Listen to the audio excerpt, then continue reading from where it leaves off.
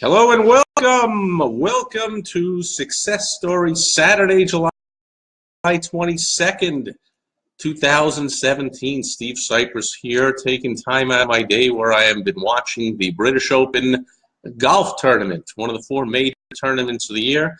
And it always recent years, whoever runs the tournament, the governing board of the tournament, insists that it's not the British Open, it's the Open, as if there aren't hundreds of golf tournaments named the such and such Open every year, but this one is the Open. So smart attempt of branding and messaging, I appreciate it, but totally misguided, especially to people anywhere outside of Great Britain. So they ask even golfers in Great Britain, they're like, I don't even call it the Open unless I'm in Britain. If I'm in Great Britain, I call it the Open. When I'm in the U.S., I call it the British Open. There's a U.S. Open, so I wouldn't walk around America calling some British golf tournament the Open. But anyway, if you're watching this thing at all, the announcers, by contract, allowing them to broadcast the thing on TV, they have to call it the Open, which is so hilarious to me because I grew up, and until recent years, of course, it is the British Open or whatever. Anyway, I digress. That's not the topic for Success Stories Saturday, but based on that, I'm going to talk about one of the greatest golfers of all time, certainly one of the greatest on-the-course golfers of all time, but by far the greatest off-the-course golfer of all time, the one and only Arnold Palmer, otherwise known as the King. And as always, I start off by sharing my Rhino of the week, the day, and here is today's. It is this, in honor of Arnold Palmer. I don't have a golf-related Rhino, I realize, so this is next best to that. I have a keychain. I have a bunch of Rhino keychains. This one has what I suppose is a mother and a baby Rhino. It has two rhinos on it. And, and on the back it tells you all about the southern white rhinoceros. So very cool, educational and practical at the same time. And so what do you use a keychain for? Keys. And what is one place the keychain is normally dangling from? It's from the steering column in a car where you are doing what? Driving. See how circuitously long I went to have anything to do with golf. Driving. Driving the golf ball, driving the car, keychain, right, whatever. So Arnold Palmer, you can look him up, you can read books on him, but this guy, now there are plenty of, and this is germane to all business owners, because there are plenty of plumbers who are great at plumbing, plenty of attorneys who are great at being attorneys, and doctors who are great at curing people and all that kind of stuff. And there are lots of golfers. There are not as many. He's certainly one of the top golfers of all time, but there are some that are better at playing golf than Arnold Palmer. Certainly there are hundreds of all time who are within minuscule, one-shot average of playing as well as Arnold golf. That's pretty much every pro that ever played on the pro tour. But there's nobody any close to him successful as an entrepreneur off the field. So, yes, of course, he leveraged his notoriety, his what they call Arnie's Army, they called it, with the fans just flocking to him and following him around the course and not paying attention to any other golfers out there. I mean, if you pay attention to U.S. presidential politics, it's a similar kind of story to the guy that currently ran and won the presidency of the USA. Arnold Palmer was, just a regular guy, down to earth, and connected with the masses really well. So he took golf from being an elitist game only played by the elites to a game introduced in the 1950s thanks to television, introducing golf to the world, and he introducing golf as something that didn't have to be played only by elites. It could be played by the masses. He was born to humble roots. His father, in fact, was the teaching pro, the head groundskeeper. Like, he was in charge of keeping his local golf course in his hometown. Obviously in his hometown, well, not obviously, but his father didn't travel far to take care of the golf course in his town. And Arnold followed him around as a kid, as many kids do. I followed my dad, who was in sales. He took me on sales calls. And his home office was at home where he was running businesses. And so I saw that growing up. So Arnold went around the course with his dad and saw him and, taking care of the course and started playing golf. He played really well. He went to golf, got a golf scholarship and went to college. Then he went and enlisted in the Navy or the Coast Guard or one of the armed services. And while he was in training there, he actually built a golf course on the base so that he could keep playing golf. And then after his 3 years were up or whatever, he goes back to college, got his degree, and then he started playing golf. In those days, there were amateurs and there were pros, hence the name Open on a lot of tournaments. That was open to everybody. And he won a tournament very early in his playing days and turned pro, and the rest is history. He was off and running, and he won like 50 or 60 tournaments or something as one of the greatest of all time.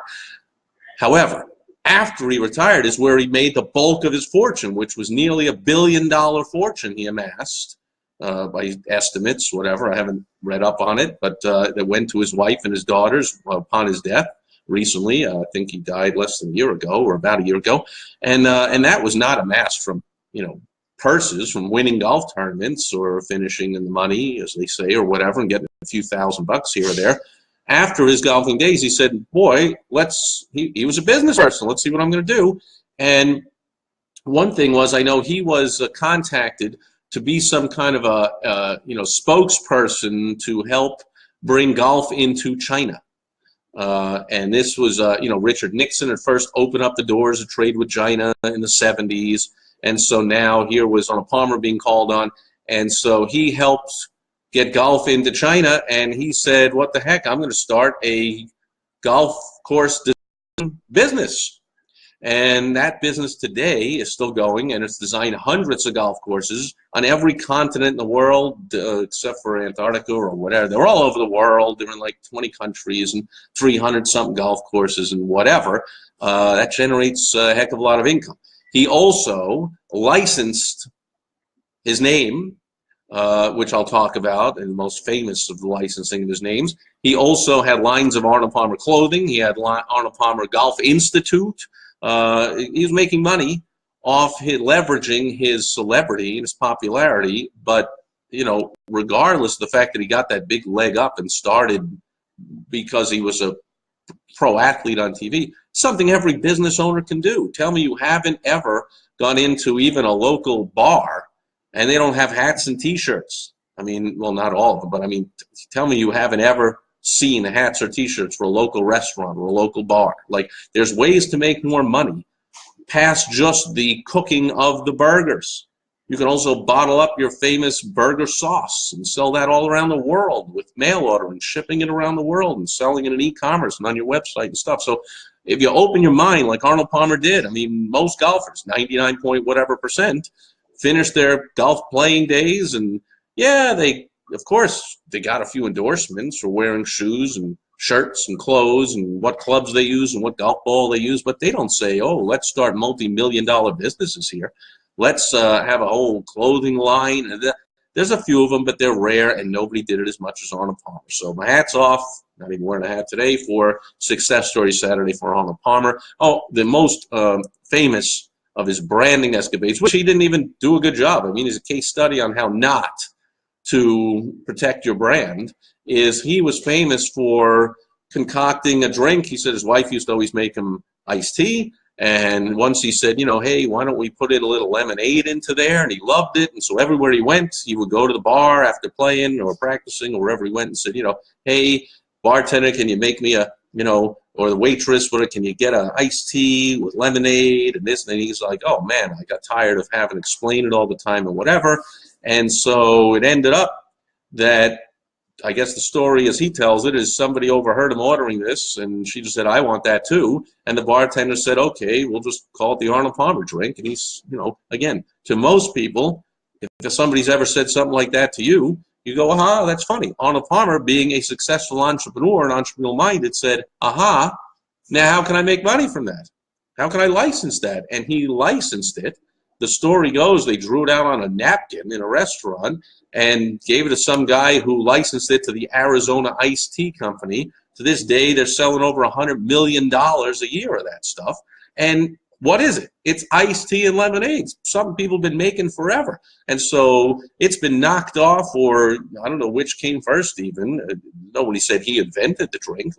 But Lipton has, they call half and half, and other things, lots of people. And you could go around into bars and restaurants and say, can I have an Arnold Palmer? And they could bring you a Lipton half and half or whatever others, like, a dozen of these different companies selling their lemonade and iced tea mix. And so is that an infringement of his brand, the Arnold Palmer? Probably is. But you know what? He never did what any licensing trademark attorney would tell you. You've got to one of the things you got to do to prove that it's your brand and nobody else can use it, you've got to defend it. So anytime somebody says, hey, I'll have an Arnold Palmer, and somebody has brought a Lipton half and half, lawyers have to go in and sue and say, you can't do that. Well, he never did that because he's also was known to be one of the nicest guys in the world. But in business, it's not about being the nice guy. But he never defended it. So to this day, there's a question whether he ever really could enforce that trademark. It's been called an Arnold Palmer for decades, and he's never defended it. So is it really a blah, blah, blah. But the bottom line is he licensed that, and if they're selling $100 million a year, you'd think he's making a lot of money off of that. So he's making money off of what he drinks, what he wears, sport he plays, what he likes to do. He likes to design golf courses. He likes to play on golf courses. Oh, and what do you know? He went back to his hometown, and he bought the golf course that he grew up walking around following his dad, mowing the lawn and cutting the grass and raking the sand traps on. So quintessential American success story, Arnold Palmer. We celebrate him on the day where we're watching the British Open on TV. Just watching it for a little bit more before I head out because we got tickets to go watch the Arizona Diamondbacks baseball game. So it's a big sports fantabuloso day here in the Sipress household. But I had to come at you for Success Story Saturday. As always, if you have a suggestion, or the suggestion might be you, dear viewer or listener, because you might be a business owner, which makes you a success in some way. Let me interview you and talk about you on here or talk with you on here, and let's get you promoted and whatever. Otherwise, I will continue to bring you another success story of a deceased entrepreneur every Saturday, and I will be back next Saturday with another one. And I'll be back tomorrow just checking in as always on what I call Sunday Fun Day, day off, day of relaxing, planning, just thinking about things, not necessarily business-oriented. Probably share something that I saw or learned or did or something at today's baseball game that we're going to. Who knows? But I'll be back here tomorrow with that. And I hope to see you there. And